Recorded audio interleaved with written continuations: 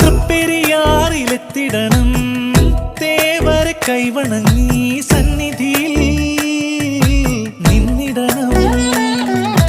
ഭരതനെ ലക്ഷ്മണനെ തൊഴുതു വന്നങ്ങകലെ പായമ്മൽ കാവിലും പോന്നിടണേ.